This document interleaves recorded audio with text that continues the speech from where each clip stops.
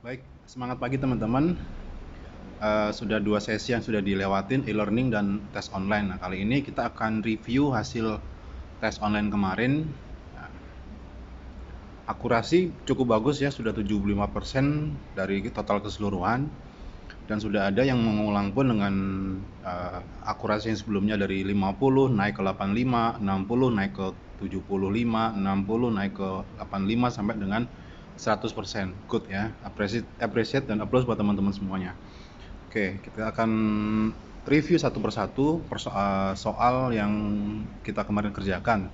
Pertama adalah advantage ya dari active break assist. Di sini ada multi answer.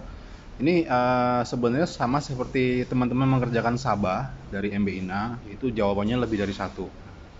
Persis seperti ini. Nah, advantage-nya adalah yang pertama meminimalkan resiko tabrakan dengan kendaraan atau pejalan kaki. Nah, ini tentu benar. Yang kedua, pengereman spontan dengan kekuatan penuh. Nah, ini justru membahayakan. Dan kebayang dong kalau spontan kekuatan penuh tiba-tiba tanpa ada warning sebelumnya. Ketiga, fungsi penglihatan jarak. Keempat, fungsi pengereman autonomous. Yang kelima, fungsi parkir otomatis. Nah, parkir otomatis ini ada di advantage daripada active parking assist Paktronic ya, bukan active brake assist. Jadi jawabannya adalah 1, 3, dan 4. Meminimalkan resiko tabrakan dengan kendaraan atau pejalan kaki. Fungsi penglihatan jarak. Yang ketiga adalah autonomous brake ya. Next. Berapa horsepower yang dihasilkan dari EQ-Boost motor listrik GLE 450? Ada yang jawab 16, ada yang jawab 36, ada yang jawab 22, ada yang jawab 20. Oke. Jawabannya adalah 22 horsepower instan dari EQ-Boost. Next. Selling point GLE 450 dibandingkan X5. Di sini multi answer. GLE memiliki panoramic sliding sunroof. GLE memiliki 7 kursi. GLE memiliki horsepower dan torsi yang lebih tinggi. GLE harga lebih murah dibandingkan X5. Dan GLE memiliki pengaturan kursi elektrik di baris kedua. Jawabannya adalah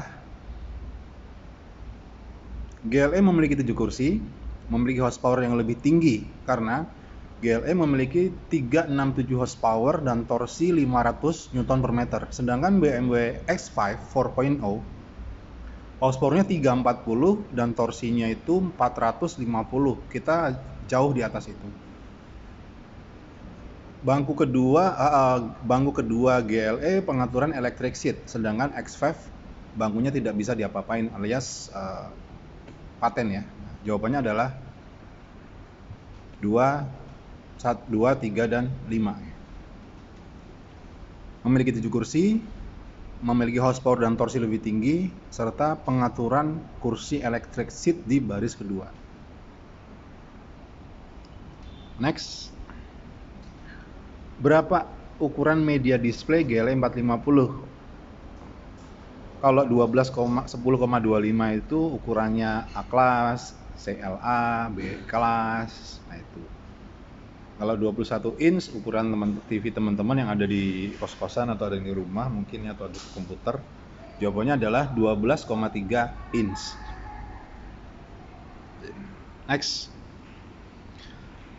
Tampilan desain yang tersedia dari instrumen cluster GLE adalah, nah teman-teman biasa ini mungkin ada yang menganggap bahwasanya ini dynamic select, jadi ada progresif, ada individual ya kan. Nah jawabannya adalah classic, sport, understate, dan progresif. Nggak individual, nggak pakai individual ya. Next. Berikut adalah fitur yang dihilangkan dari GLE 450 CBU ke 450 CKD. Jawabannya adalah power closing for doors atau vacuum for doors, EQ-Boost, 21 inch AMG multi-spoke, multi-beam LED, hands-free access. Yang dihilangkan adalah cuma 2 aja ya. Power closing soft close ya, power closing for doors atau soft close atau vacuum, dan AMG 21 inch ke 20 inch. Tetap menggunakan EQ-Boost, tetap menggunakan multi-beam, dan tetap hands-free access. Next, profile ban yang tepat adalah, nah profile ban di sini depan dan belakang itu memiliki ukuran yang sama, yaitu 275/50 R20. 20 nomor 1 ya. Kalau 275/50 R21 itu yang CBU. Di sini pertanyaan adalah CKD. Kalau yang nomor 3 depan 275/50, belakang 318/40 itu ada di GLS ya, tapi kalau GLS ring 21. Yang jawaban terakhir ini jawaban yang nggak ada kayaknya deh, nggak ada. Walaupun G63 juga lebih gede profile ban-nya. Perubahan GLE 450 CBU terhadap GLE 450 CKD terletak pada, nah perubahannya ada di soal-soal sebelumnya sudah ada.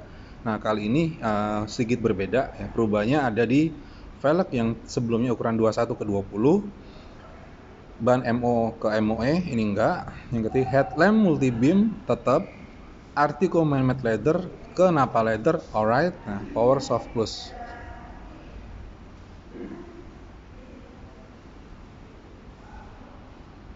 Nah ini off the road temen-temen pasti hafal dong, nggak ada yang nggak hafal dong. 1610 off the road price ya. Dan off the road di sini harga yang mengikat, bukan on the road. Kalau on the road udah pasti nggak mengikat. Spesifika engine pada GLE 450 AMG Line yang tepat adalah, nah kita bahas satu-satu. 3000 cc inline 6, 435 horsepower, torsi 520. Nah ini adalah output daripada AMG 53. 3000 cc V6 33 horsepower, torsi 480. Makasih. Ini adalah tenaga GLE 400 sebelumnya. Kita tanya adalah GLE 450. 1991 cc 4 silinder inline 299 horsepower, torsi 400. Ini ada di tenaga CLS 350 dan E350. Yang terakhir 3000 cc inline 6 silinder 367 horsepower dan torsi 500 Nm/m EQBoost. Ini jawabannya paling betul ya. Jadi 3000 cc inline 6 367 HP, torsi 50 Nm/m. Next, soal selanjutnya. GLE 450 AMG Line lebih panjang bla bla bla bla milimeter dibandingkan GLE 400. Nah, ini sudah ada di e-learning teman-teman yang slide highlight ya. Yang ada di slide pertama di bagian sekilas produk ya. 111 mm lebih panjang daripada pendahulunya. Oke. Kalau dengan BMW 8 mm lebih panjang dari pendahulunya. Tetap GLE 450 itu lebih panjang. Jenis ban yang digunakan GLE 450 adalah jelas Mercedes only atau ban tubeless ya, bukan run flat tire atau bukan MOE.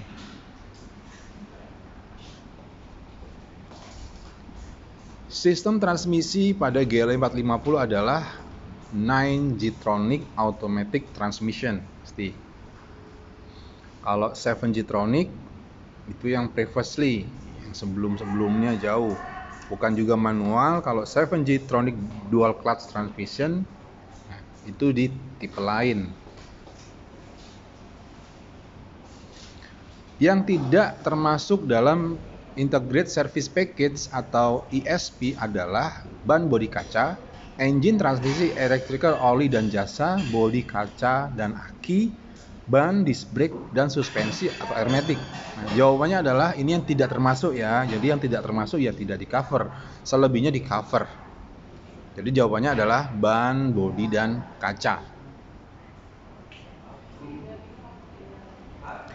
GLE 450 menggunakan jenis mesin baru M256 inline 6 cylinder. Apa kelebihan inline dibandingkan V-engine? Nah, ini sedikit, ini ada di e-learning juga, semua ada di e-learning. Nah, inline 6 memiliki balance paling baik, betul, karena searah dengan gravitasi dan minim getaran ya. Yang kedua, menghasilkan torsi yang lebih besar dibandingkan konfigurasi lainnya. Ya, benar. Nah, torsi yang digunakan pasti jauh lebih besar. Sebelumnya menggunakan V-engine torsinya 480, sekarang menggunakan inline 6 torsinya 500. Ada kenaikan. Konsumsi bahan bakar lebih efisien, jelas lebih efisien dibandingkan V, lebih efisien. Suara lebih mantap. Nah, kalau lebih mantap ini pasti ada di konfigurasi V-engine, bukan di inline. Bisa digunakan untuk silinder banyak. Nah, ini ada di V-engine, bukan di inline. Pertanyaan adalah inline ya, teman. Kalau V-engine itu kelebihannya adalah bisa menggunakan silinder banyak, 6 silinder, 8 silinder, 10 sampai dengan 12 silinder. Dan kalau V-engine itu punya kelebihan masih bisa stabil pada RPM 9000. Itu kelebihan